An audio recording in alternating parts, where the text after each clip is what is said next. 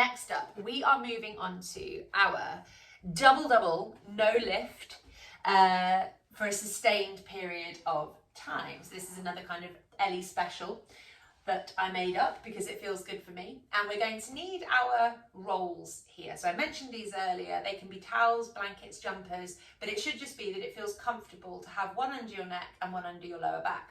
You're also going to need your yoga strap, and you're going to need one yoga block. And we're coming into our hook lying position, but it's hook lying with towels. So this is what the rolls are doing. What they're helping to do is to prop that pelvis forward into the same position that it was in that flexion abdominals position. Slight pelvic extension, slight arch in the lower back, which is the curvature that we want. And it's also helping to push your thoracic spine down a little bit more. So if you're somebody that has kind of thoracic positioning issues, this towel here will not only make you feel a bit more relaxed around your head and jaw and stuff like that, but it's going to help you ground better through your rib cage. So do not underestimate the power of this one. Lots of time people kind of forget it, but this one does make a big difference from the top downwards. You are going to make a loop in whatever it is that you have. So we've got our yoga strap here, and you're going to slide your legs through the yoga strap, feet flat on the floor, and the yoga strap goes around the kind of bottom of your thighs above your knees. When you squeeze out against the yoga strap, your knees should not be going wider than hip width apart. So most people massively overestimate how wide their hips are. It's narrower than you think. It's probably going to be about 2/5 maximum would be the space that you have in between your knees. I'm also going to show you this from front on so that you can see what I mean from my feet. But you're going to put the length of the yoga block in between your feet like this. So that's what you're going to look like, but I'm going to be side on. And squeezing out against the knees. And can you see there how my ankles, my toes and my knees and my hips are all in alignment? I'm not so wide with this that the knees go wider than hip width apart. So it's making sure that when we squeeze out, we're keeping those knees at hip width apart, which helps neutralize our femurs. The first thing that we're going to do is just make sure that our hips are responding correctly to what our feet are doing. So we're trying to ground our toes, and we're trying to relax our toes as much as possible. So try not to let your toes claw. Easier said than done, but clawing toes are a reaction to hip instability. So as much as you can, try and switch that off, but you should just find that that gets less and less over time as your hips become more stable. The toes stay grounded, the feet stay grounded, so you're not lifting the inner edge of your feet up as we go through this exercise. You are going to remain tilted forwards through your pelvis. Again, tilting forwards through your pelvis is not flaring the rib cage. The rib cage stays grounded. It's the pelvis right down here that moves forward. Feet, so toes, midfoot, ankles, knees and hips are all in a straight line. The pelvis tilts forward, palms are facing up, completely relaxing our upper body. There is no jobs here for our abdominals to do, so there should be no tension through your abdominals or your pelvic floor. You are going to squeeze in the block in between your feet. So using the big toe joint, the midline and the ankle of both of your feet, just hold a gentle contraction there for me for a couple of seconds. And hopefully you should feel that reaction on your inner thighs. So inner thighs into the groin. The squeezing in of the feet, the adduction of the feet is making you feel the chain reaction in the muscles through the inner thighs and through the hips. So that's what we want. If that's not happening, I don't want you to start the second bit of the exercise that we're about to do until you feel the reaction on your inner thighs. So keep focusing on driving in with the big toe joints on both sides, the midline of both feet and the ankle of both feet, but do not do the next bit until you've got that reaction in the right place. Because if you add the next layer on without the first bit working, guess what? You'll be compensating. You might feel worse afterwards. So make sure the feet are setting off that chain reaction correctly further up the leg, and try not to dominate with one foot more than the other. So if you've got a dominant leg like I have, you will probably find that one of your legs wants to work a bit harder. Focus more on that weaker leg so that it kind of catches it up. So if you are feeling the reaction on your inner thighs, and that feels fine, you are also going to squeeze out and maintain a sustained contraction out against the strap. So what that should do is make you feel the reaction in the lateral hips here and kind of down into the, like the hamstrings and the sides of the glutes. So the squeeze out against the strap wakes up the abductors of the hip, which are the muscles here. We're going to focus on our breath again, as ever, breathing nice and deeply in and out of our nose, palms facing up, relaxing upper body, jaw, shoulders, head, etc., etc., tilting slightly further forwards from pelvis, but rib cage doesn't lift. Abdominals are relaxed, pelvic floor is relaxed, feet squeeze into block, knees squeeze out against strap, and as you squeeze out against the strap, make sure that your pelvis doesn't tilt backwards towards the floor. So keep the pelvis driving forwards into extension. So you should feel as the time goes on a kind of, well, either slow or quick build up of work in the outer hips, glutes, hamstrings and inner thighs due to what the feet are doing. The longer that you hold this for, make sure that the knees don't take over. So often people will dominate with their knees and kind of forget what the feet are trying to do. So just try your best to keep squeezing in with the inside edge of both of your feet.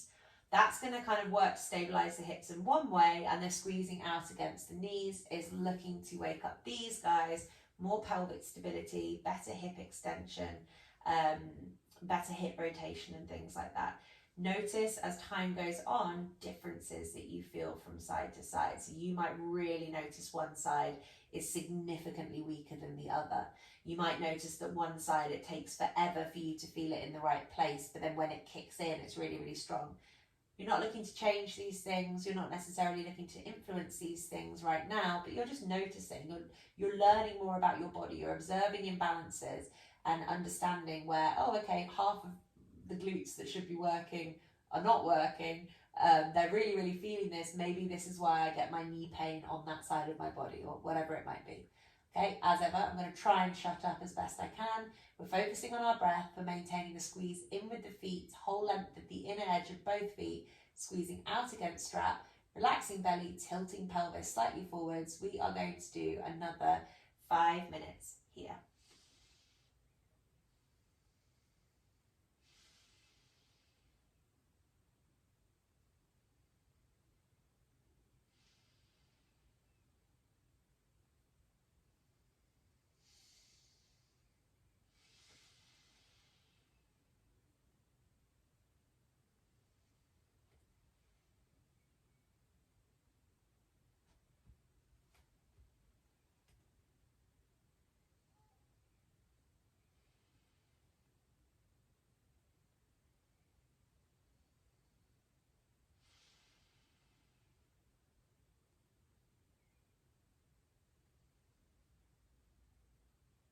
To those of you who have stayed at the first level as well, so if you're just maintaining the squeeze into the block in between your feet, hopefully by now you are feeling the reaction on the inner thighs and into the hips. And if you are, then feel free to try the combination with the squeeze out against the strap. But don't do the squeezing out against the strap if you haven't yet reconnected your feet to your inner hips, because it won't quite affect you in the same way. And don't lose momentum with any part of that kind of pressure. So is one foot being weaker than the other? Try and make it wake up a little bit more. Is one knee being a little bit weaker? And don't let the pelvis tilt backwards either. So just keep gently driving forwards from the pelvis, not the lower back, not the rib cage, it's the pelvis moving that we want to try and encourage.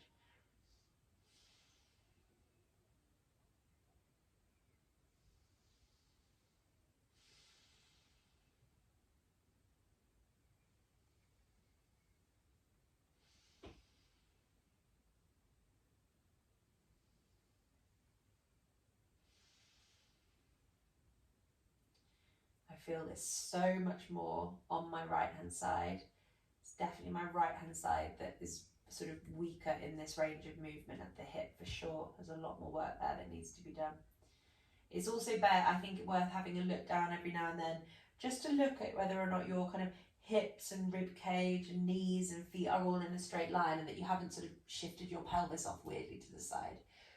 just as your body gets more comfortable, it's going to probably try and make things a little bit easier for you, and that's where you'll be more likely to sort of cheat and things like that.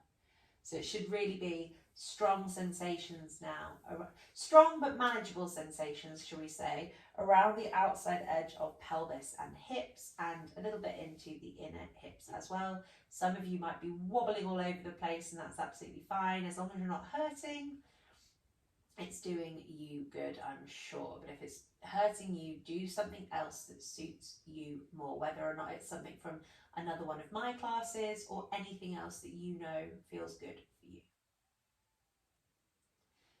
And sitting on the sofa watching TV doesn't count for this. You've got to do something that's like on the floor or similar. We've got another minute and a half left.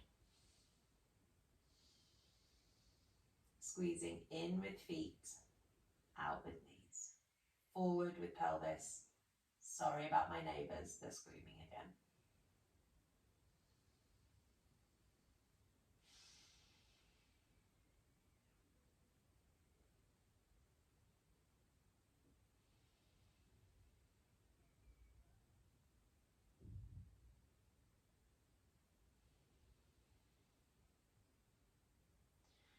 Focusing on the breath, relaxing your jaw.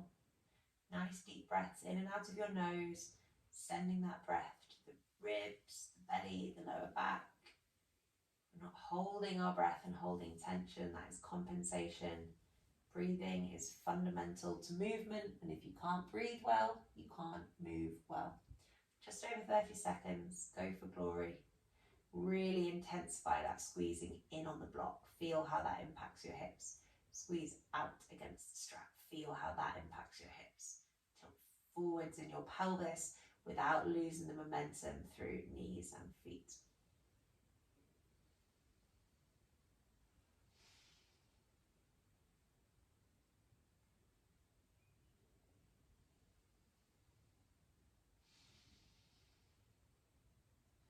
Five, four, three, two, one. Nice. Okay, so we're going to stay on our towels as long as that feels good for you to do.